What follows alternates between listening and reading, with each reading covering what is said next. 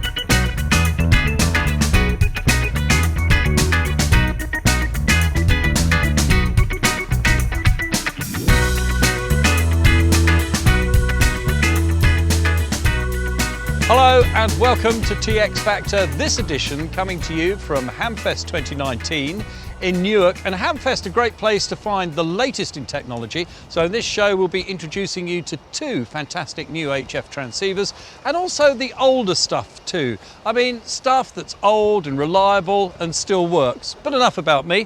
You'll also find out about this vehicle, which has got some interesting radios fitted in it, and what these vehicles have to do with some very important commemorations that took place recently. So welcome to Hamfest. Now somewhere around here is Mike Marsh.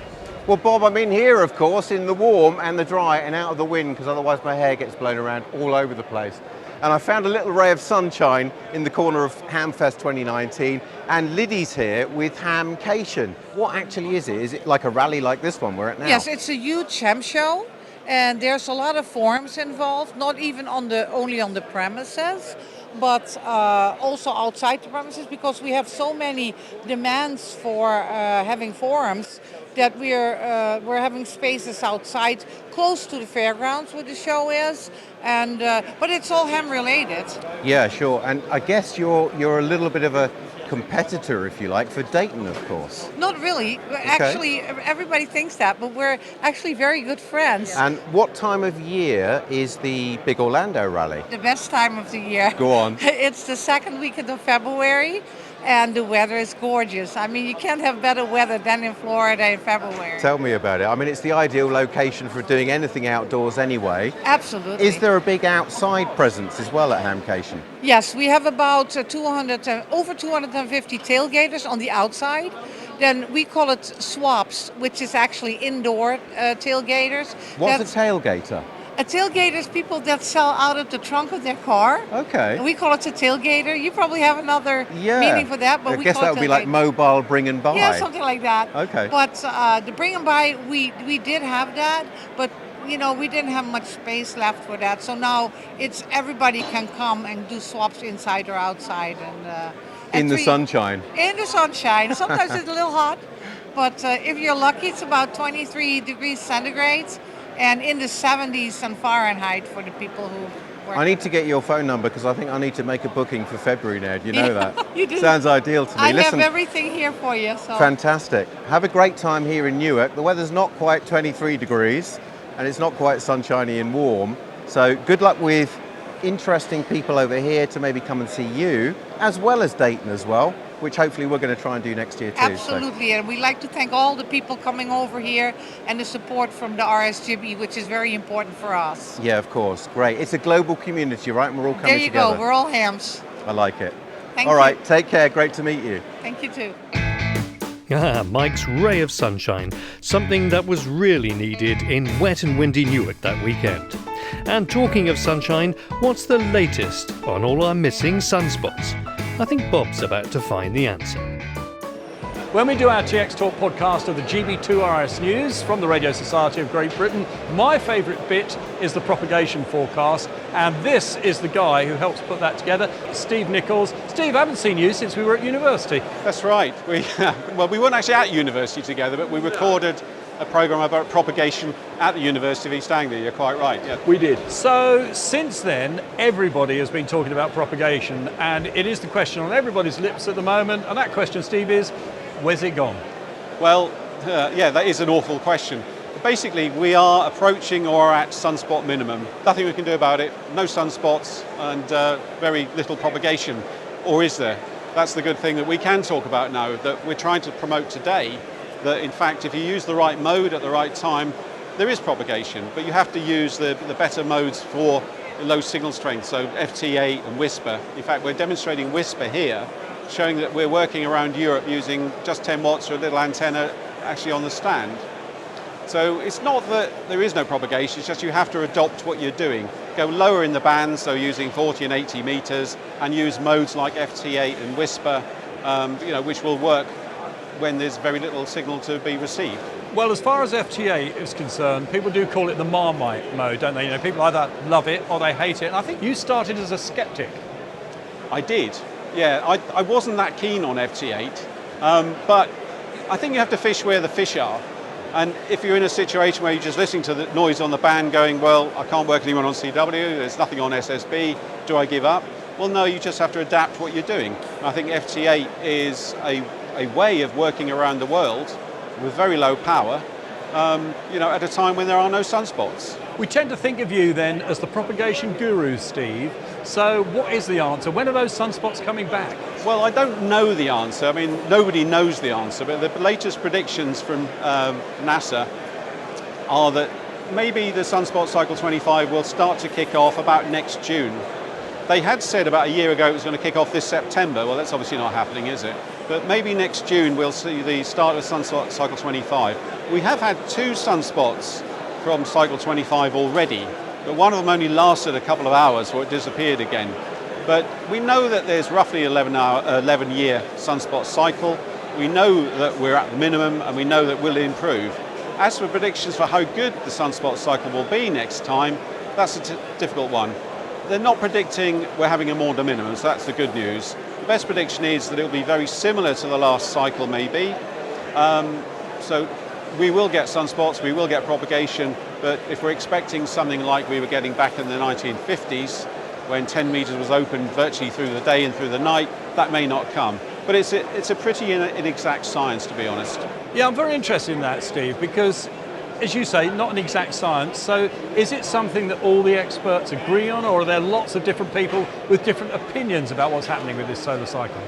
They don't all agree, and it's funny how you get lots and lots of predictions about what's going to happen cycle-wise, but you never hear from the people who get it wrong. But I think the consensus is, and I think that there's a group in America, that look at this, and the consensus is that we will get a cycle, definitely. We're not going to have a more de minimum, as I said, and the cycle will probably be very similar to the one we just had. Double peaked, which they all are. You get a peak in the northern hemisphere of the sun and then a peak in the southern hemisphere of the sun, and it will probably start to kick off in about just under a year's time. Okay, but more immediately, where are the DX contacts to be had at the moment? I think you have to come down in frequency. So 20 meters may be the only band that's open bad times or bad times of propagation. So 20, 40, 80, all good fun. You'll always have propagation on 160 in the winter. It's really not affected that much by sunspot numbers. So as I said, 160, 80, 40, 20, but there are openings on the higher bands. They're just very short-lived, very fleeting. When I worked the Falklands on FT8 the other day, worked VP8 LP Bob and VP8 NO Mike on a band that otherwise was empty. There was nothing there, but just that fleeting sort of 2 minutes it opened up, just enough to get a signal to and from the Falklands on 10 meters. So there is propagation, you just have to look for it. And I know this is a bit of a cliche, but it is so true, isn't it, Steve, that it's no point us all just listening. Don't just listen, because if everybody's listening, then the bands sound dead. Absolutely. Get on the air, try and work stuff, work whatever you can, but get on the air and get radioactive, absolutely. Excellent advice as always from Steve. More about the weather and how you can go about getting alerts and warnings in our next show. Still to come in this episode, 50 years of Nevada radio. And Mike gets all hot and steamy with Steve from Martin Lynch & Sons. Don't worry about it. The Radio Society of Great Britain is proud to be a sponsor of TX Factor. The RSGB Propagation Studies Committee promotes interest in radio propagation amongst amateurs and shortwave listeners to enable them to make informed use of the amateur bands and develop a research interest into the subject. This year, it released a new propagation tool called Propy for Radcom, which joins the existing VOACAP Radcom utility. The RSGB now provides 3 propagation tools which you can access via its website. VOACAP for Radcom. It shows probability of propagation to 28 locations around the world, the same locations used in the Radcom predictions. It can be tweaked for your particular station, including mode, gain and power. There's also Propy for Radcom. It uses the latest ITU RH FP prop tool to calculate probability of propagation to the same 28 locations used in Radcom. And PropQuest. It shows real-time critical frequency and MUFs over various path lengths, and it's an excellent tool for HF users. Propagation is key to all amateur radio operations, and the Propagation Studies Committee is keen to ensure that RSGB members have the latest tools available to ensure that they can plan their HF operations more effectively. Why don't you take a look?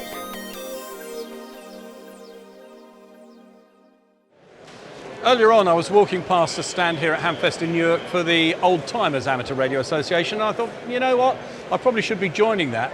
But here is a man who's been in amateur radio longer than I have, so that's cheered me up.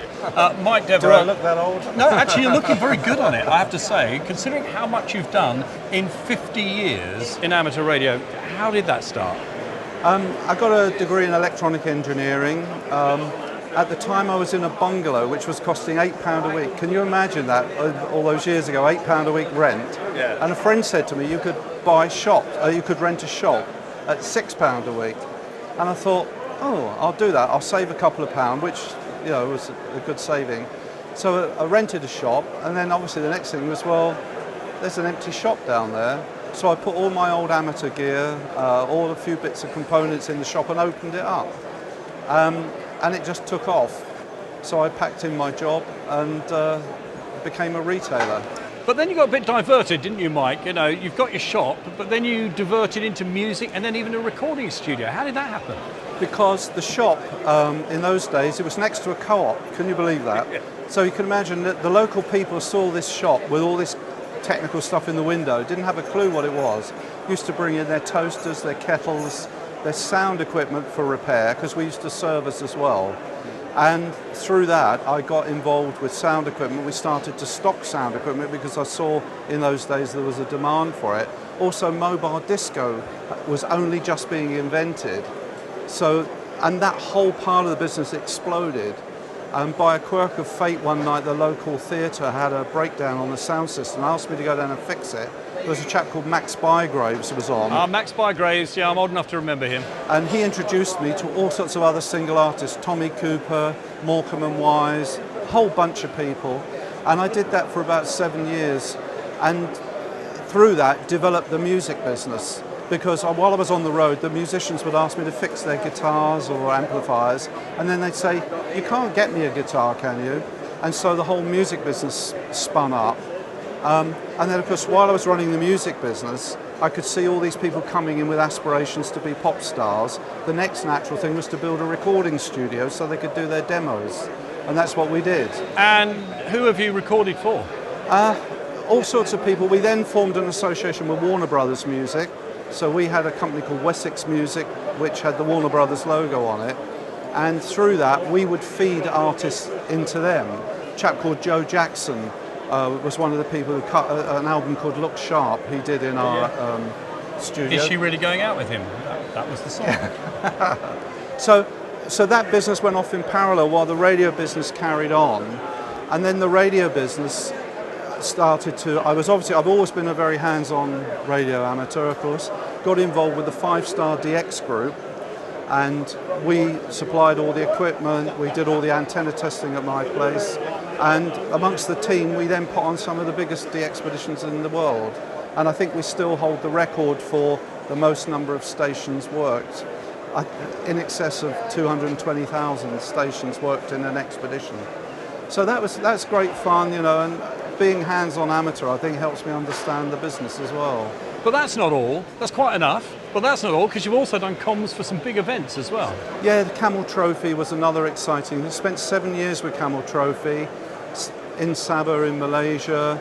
In South America, drove over the Andes Mountains into the Atacama Desert, providing comms for all the vehicles. There were about 100 vehicles, so they wanted vehicle-to-vehicle comms, plus they wanted, we put in a repeater, solar-powered repeater on a high spot to give local handheld comms as well. So again, fabulous experience all through being a radio amateur. Your story, Mike, really proves it's amazing what amateur radio can lead to, you know, a hobby leading into a career. And I think it's great inspiration for youngsters, isn't it? King Hussein invited us to go to Jordan to put 6 meters on the map for the first time. So I was part of a 20-man team that went and did that. Where would I have met King Hussein? It's amazing. Incredible experiences. And Camel was specifically because they wanted people they could drop in the jungle and make it work. You know, not some engineer from a corporate somewhere that could design technology, but hands-on people in the jungle. Yeah, that is the real ham spirit, isn't it? Just get in there and get it done. Get it done. So, so it's been an incredible journey.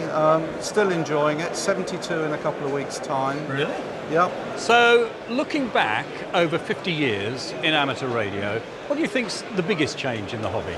Technology, of course, and also when I started you used to build your own transceiver or transmitter for top band or 80, and then you develop on as your skill sets went on. Of course it was AM in those days, CW. Oh yeah, those big piles of 19 sets that they were selling on surface. A stack of them that we'd sell, yeah. And then of course it's moved on until now. You've got satellite work, you've got FT8 modes, which, you know, the Marmite mode. But for us, from a business point of view, anything that encourages amateur radio, we support. And I'm really pleased with it. And I think amateur radio is not dead by any means. From where we see as a retailer, there's such a diversity. The only challenge for us is that we need the skill sets in the staff. So that is a challenge. And that again is a path for radio amateurs from their hobby into a career for people who want to work for you guys. Absolutely right, yeah, without doubt. So yeah, it's been a wonderful journey, and I shall continue it as long as I can. Well, congratulations, Mark, on 50 years in business with Nevada, and we'll come back and interview you again in another 50 years, if that's okay. Yes, thank you very much.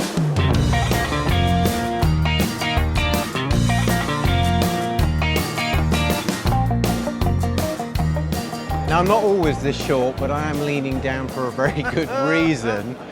Some great new bits of kit from Martin Lynch & Sons here. I haven't decided to buy a brand new radio. I've decided to have a look at something that's kind of dear to my heart, which is taking the lids off radios and fixing them. Steve does a lot of that at Martin Lynch & Sons. And right here we've got some solder stations, which kind of, for a start, must make life easier, right? They do. We're finding these days that people are trying to get back into the hobby and working on their own equipment. But if they have a simple soldering iron, it's not always possible for them to do that properly, correctly, and safely. So we've got a range of soldering stations, ranging from very simple soldering irons up to simple rework stations, up to the top end unit, which is both a soldering iron and a rework station. And it has some other features as well. Okay. So, I mean, I'm still running like an Antec soldering iron. Okay. It's always handheld. What's right. different? Well, this is a hot air surface mount rework station. So if you've got a normal soldering iron, if you're working on surface mount devices, it becomes a little bit tricky. If you've got the skill set, you can remove resistors, capacitors. Hang on. It becomes very tricky. Oh, it becomes That's very tricky. That's what you're saying. Okay, It would be for me. Yeah, so basically, you know, if you want to take a capacitor off or a resistor off, you have to heat both ends of the component at the same time. Well, you can do that with a normal soldering iron, or you can get a specially adapted tip for the soldering iron, so you can heat both ends up at the same time.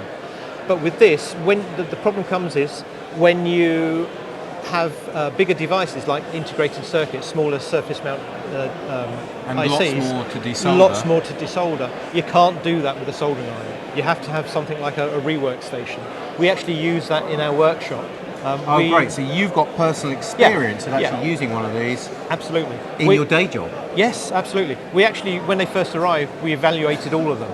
And this one we liked quite a lot. So we thought, well, why not use it? Because these ones, if you get the professional, such as Weller irons, you're looking at about £800 for the same thing. Okay. And when this comes in at just over what is the price, around £82.95, it's excellent value for money. Absolutely. So when it's in its position at the moment, it's just resting, it's in idle state. So if you want to change the temperature, the first thing you have to do is remove the nozzle from the unit. It's got some sort of device. Now you'll see it going up to the temperature 210, and you can increase the temperature accordingly. If you want to put it rather than that, you can go straight to 330. So you can do that, and then eventually you'll see there it goes now. You can see it going up to 330. Okay. So let's move up to the Rolls-Royce. The Rolls-Royce, on the end here, Steve, which has got current meters, voltmeters, dual controls. Yeah. Well, it's sort of almost got everything. I won't say everything, but it's got a simple soldering iron. It's got the hot air station, rework station. It's also got a power supply which goes from about 0 volts, all the way up to 15 volts. I understand it can cope with about 2 amps. So you could run a radio off. You could run a small radio while you're listening. You could charge your phone, whatever you want to do with that. It's also got a USB socket on there. So if you wanted to, you could charge your phone while you're working or listen to some music, something like that. What does the Super Duper station retail at? Right. If you lift that list up, you'll see currently it's listed at £104.95. Okay. And if you were to get the professional, the high-end versions of those, you're looking at about £1,200. Wow. Okay. So that's like a tenth. So and it's but for a hobbyist, which it's designed for, it'd be an excellent opportunity for those people to get some reasonably priced, very good quality equipment and start using it. Especially as I say, we're now starting to do surface mount stuff. So and effectively the right tool for the job. The right tool for the right job. So Mike, you thinking about buying one? Yeah, I definitely am. I didn't come with any intention to buy anything, but I'm in the marketplace for a new soldering iron. Got your cash? Got my card. Got the machine? Come down the end, let's do it. Let's do it. Come on, no! Did Mike buy one? We'll never know. But you can win a solder station along with a bundle of other items in our free-to-enter draw. Details of how to enter later. Also, Bob evangelises the classic AM rigs and zooms bang up to date with a classic from Yaesu. Don't worry about it. As a complement to the popular IC7300, Martin Lynch & Sons announces the brilliant internal add-on, the PT-RX7300 from Radio Analog. Fitted in minutes with no soldering, the PT-RX enables an output to an SDR receiver, giving a panoramic display feature just like the IC7610. By adding this amazing component, the IC7300 can be used with low-cost SDRs such as SDR Play, HackRF, AirSpy and RTL SDR. It's so easy to install in minutes and reversible for later sale if required. More details on our website. We're also proud to announce a new range of Super Morse keys from the Made in USA company CW Morse. The keys start from a miniature straight at just $19.95 through to a really nice paddle key at $42.95. They're all competitively priced and come in bright colours. You can see the entire CW Morse range at Martin Lynch & Sons, the world's favourite ham store. Okay, it's that time to let you know the package we've put together for our free-to-enter draw. I've already mentioned the solder station. It's the 9310D Intelligent Solder Station, a nice piece of kit, and the CW Morse pocket-sized nano key for portable use, both courtesy of Martin Lynch & Sons. And kindly supplied by the RSGB, 2 practical books, 50 projects for radio amateurs, and the QRP scrapbook. For terms and conditions, see our website at txfactor.co.uk. As always, it's free to enter, so why not have a go? And the best of luck.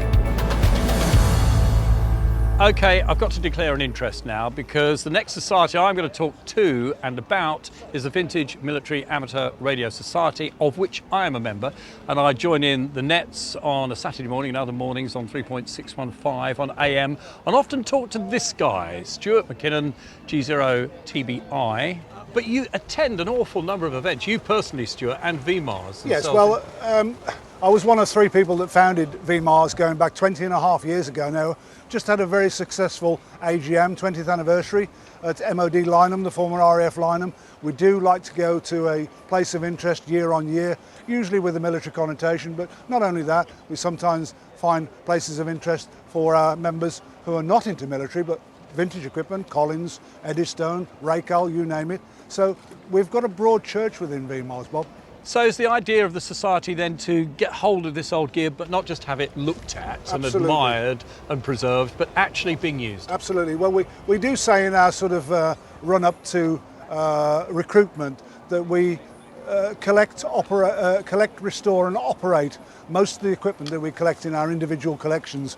And I can tell you some of our members, they've got big collections of ex-military and vintage radio equipment. So they've got the best of both worlds, really, I would say. So I suppose that the appeal with this classic radio gear, it's a bit like the appeal for a classic car owner, because unlike the modern stuff, you can work on it yourselves. Absolutely. And that is the appeal of this older gear, Indeed. isn't it? The old technology, the valve technology, the simple wiring, if people can't understand it, wiring diagrams, fellow members is a great source of information. And when you consider we started with 42 people at Bletchley Park back in May 1999, we now have nearly 660 members of VMARS, not only in the UK, but all over Europe, the Far East, the Americas, and of course Australia and New Zealand. So people in a lot of different locations, Bob.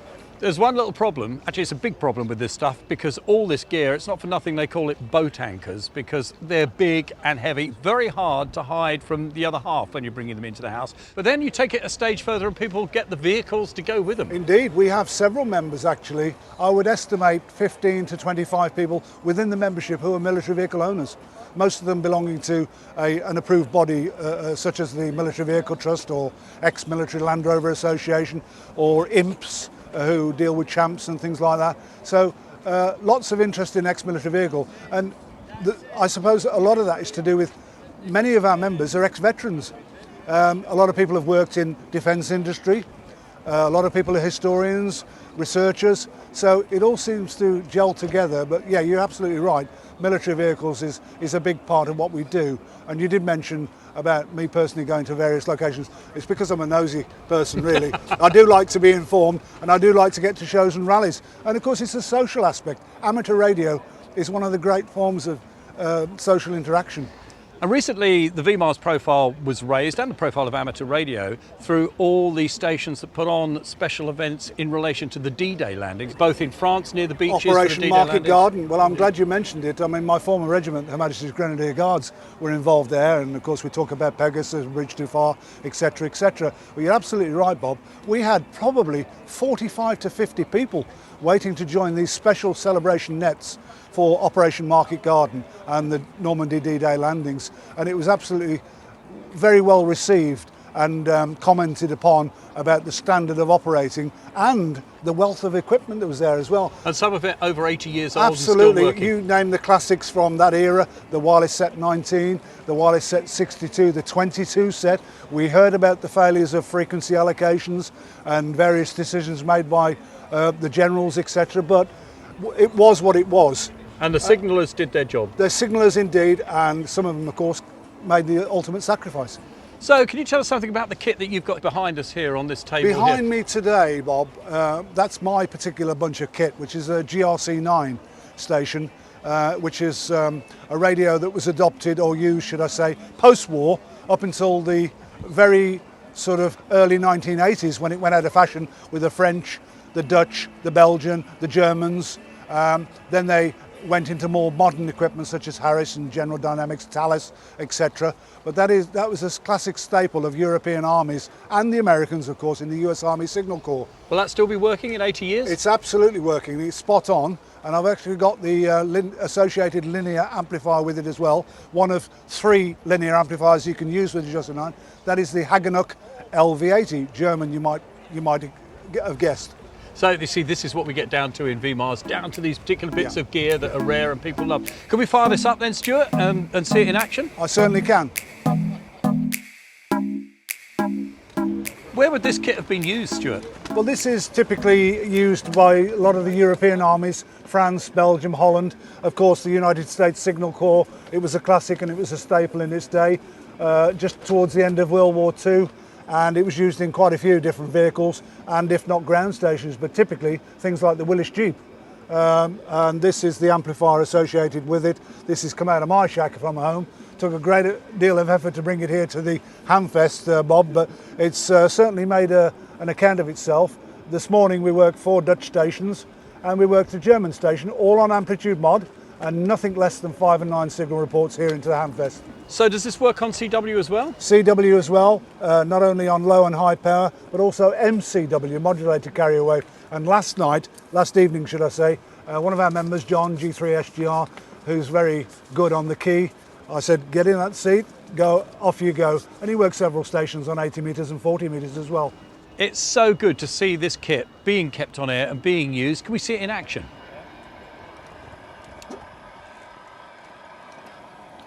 Hello CQ, hello CQ, hello CQ. This station Mike 0, vintage and military wireless, stroke portable, M0 VMW, National Hamfest, Newark Showground. Listening the frequency?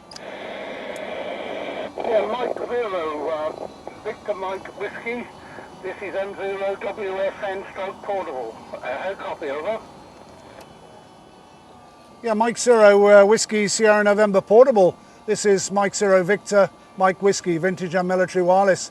Very good afternoon to you. Well, you're very strong. You're 5 and 9 plus. How copy, over? Yeah, M0 WFN portable returning. Yeah, not too far away from you, I should think there.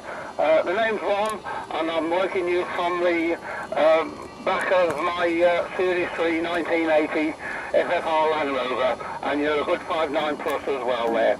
Back to you, over. See, I love a bit of AM. M0 WSN portable, Mike 0 Victor Mike Whiskey portable, now QRT.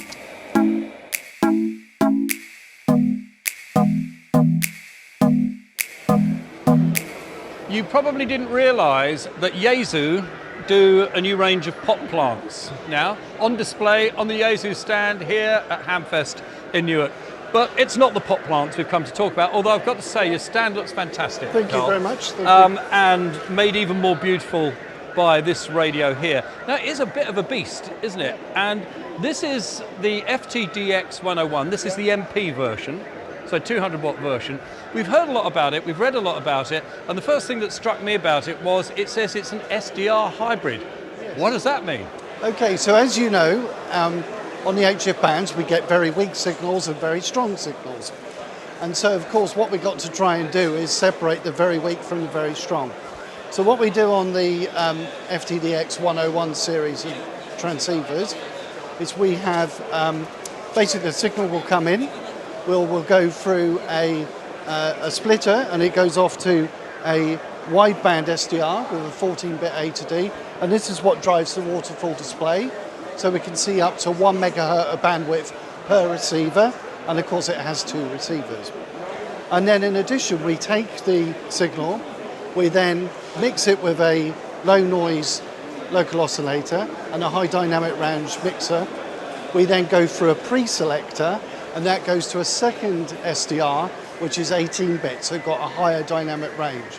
So by filtering down what you're listening to, you then, of course, reduce the amount of interference in band in the signal you're trying to hear. I see, so it's a combination of SDR and superhet technology. Correct. Really. Okay, now to drive this, I'm guessing then if we've got this big touch screen, we can control the radio's functions mostly through that, can we? You can. They've thought about the ergonomics, so you can drive it from the touch screen. For example, I can select antennas, or I could select, say, attenuation or amplifier and so on. I can also select, say, the roofing filter from the touchscreen. But also they thought about using it as conventional radio operators do, and they like to control it from the control dials and knobs. So we're plugged into this big display here. Does the radio just connect straight into a monitor? Okay, so the radio can connect directly to a monitor using a DVI-D connection, and you can even use an inexpensive HDMI adapter cable to plug into your television or monitor. Great, and I see that this screen though isn't displaying what the touchscreen is displaying. No, that's right. We're looking at here as a demonstration of our new up-and-coming remote control software. We have a unit here called the LAN unit that can plug back into the back of the FTDX101 DNMP, and then that then connects via your internet router, and then you can use a PC connected perhaps at another location like a hotel room, and then you can connect to the LAN unit and hence to your radio, and you can fully control your radio from a remote location. For the display of remote control, there's an awful lot of information on this screen compared with other remote control systems I've seen. It really tells you a lot about what the radio's doing. So you can see here we've got the spectrum, the 3D spectrum scope here for the main and sub bands. You can make it conventional 2D if you want. You have like an oscilloscope, and you have like an audio FFT there as well. You can control things such as what antenna you're using, widths. You can alter like the bandwidth and so on. Basically, you have complete control of your radio. You want to be able to access all the controls and features of the radio, which this software allows you to do. It is quite a package. Who's the radio aimed at? The radio is aimed at probably for all of us really, but primarily of interest to contesters, DXers, those that want to perhaps receive those very weak signals. Mind you, we're all receiving very weak signals with the propagation as it is at the moment. So it's really suitable for all of us.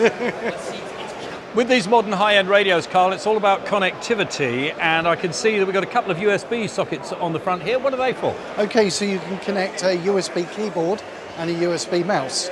So the mouse allows you to go anywhere basically on the touchscreen and select any of the options.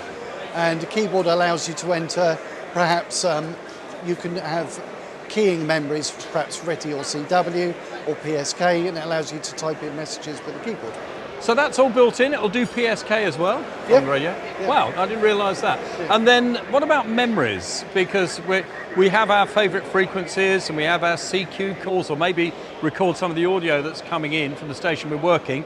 How do the memories work on this radio, Carl? Okay, so on the front you've got an SD card which you can put in there, format it on the radio, and then it allows you to back up memories, back up settings, and also back up various messages onto the SD card. And that means you can share settings as well then, yes, with your pals. Oh, I like the way you've got yours set up, I'll have mine the same. Yes. Carl, thank you for letting us have a good look at the FTDX101 MP. And I know it's not a brand new radio, but relatively new, and it's the first time I've had a chance to see one up close and to show it to all the TX Factor viewers. And I've got to say, we're very impressed with your colourful stand as well. Thanks very much, Carl. You're welcome. Thank you. Well, that's it for another episode of TX Factor. We hope to be back at the end of the year with more features from the world of amateur radio and news of some exciting products seen at this year's Hamfest. Full show notes and all our past episodes are available on the website. So until the next time, from us all, 7-3. TX Factor is brought to you in association with Martin Lynch & Sons, the world's favourite ham store. And the Radio Society of Great Britain is proud to sponsor TX Factor.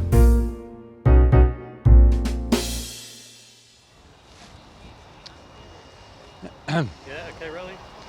Hello, and well, I did a dog impression there. Clear your throat. Oh, this is